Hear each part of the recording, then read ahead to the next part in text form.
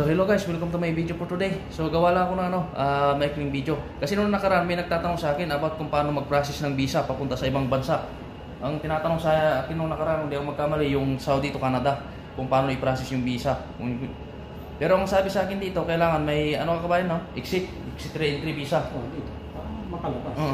Mayroon kang exit re-entry visa para makalabas ka. Pero yun, ipaprocess na lang daw nila kung saan bansa ka mapupunta. At saka ito, kung gusto mong malaman, dito lang yan sa Ticket Factory, dito sa may Bellagio Mall, second floor. Tabi lang siya ng, ang tawag nito, sa bench ka ba, di ba? Tabi siya ng bench, tsaka yung bed in bay yata dito, bago mag-inasal. Yes. Yun yung katabi niya. Tapos yun, yung Happy Twice, katabi din niya, yung optics. So bukas sila dito, 9 to 9. 9 AM ng umaga hanggang alas 9 ng gabi. Ano na yung kabayan? Monday to Sunday na yun. O yun. So about sa pag-process, ito si Sir Francis ang tanungin nyo, si Sir Francis. Ayan, si Sir Francis. So ibibigay ko rin sa inyo yung contact number ni Sir Francis. Sir, paano pala sir, pag kunyari mag-process sila ng visa? Yun, kasi Kung kunyari gusto kong pumunta ng Canada, mga ganun sir. Kasi bawat bansa kasi may mga iba't ibang list of requirements yan. So, yan, pag mga ganong pwede na lang kayong mag-walk-in dito or ibigay yung number niya, ibigay yung number ko ni Mr. Roger para kung sakali ibigay ko sa inyo yung mga list of requirements. Pagkatapos nun, pagka nakompleto niyo na, pwede natin i-process yung visa.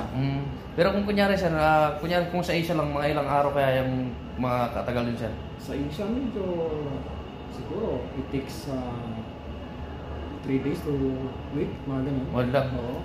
Ibig sabihin, ang medyo matagal siguro kabayan pagdating sa Europe or kaya pagdating sa Amerika. Europe countries, mga ganun, or sa Western countries. Yan, medyo matagal din yun. Medyo matagal yan kabayan. Medyo pahirapan yung kung requirements yung kabayan. Yes. So ano pa ba yung So about naman sa nagtatanong ng mga followers ko pala na kung scam dito. So sa akin kasi hindi ako kasi isang taon na ako mahigit nagbablog dito sa dito sa Ticket Factory. Ang lagi ko lang sinasuggest, kasi dito masabi kong hindi talaga to scam, pero ang lagi ko na lang sinasuggest, pumunta na lang kayo personal dito. So mga followers ko na So yun, hindi ko naman masisimisan yung mga followers kung may magtanong ng ganun, gawa ng karapatan naman talaga yan ng Pero ang sinasuggest ko, pumunta sila dito ng personal para manuhan. So, alin pa ba yung pwede kong tanongin, yung kunyari, ibig sabihin pala, kailangan pala lang yung mga requirements kabayan? Yung lang, depende sa bansa na pupunta, di ba? Yes. Pero pinaka number 1 talaga, may exit re-entry visa. Exit re-entry. Yan lang. Yan yung mga main na yan. Tsaka syempre, yung din, yung bank account. Bank account? Ay, kailangan may bank account ka rin. Yes, oo.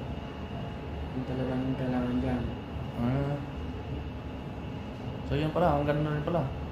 So yan sir pala. Buti yan dyan ka sir, lagi kong pagtatanungan. Yan, maraming salamat po sir.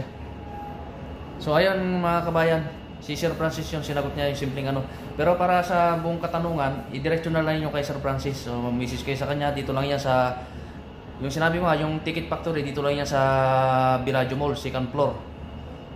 So bali lalagay ko dyan yung number niya.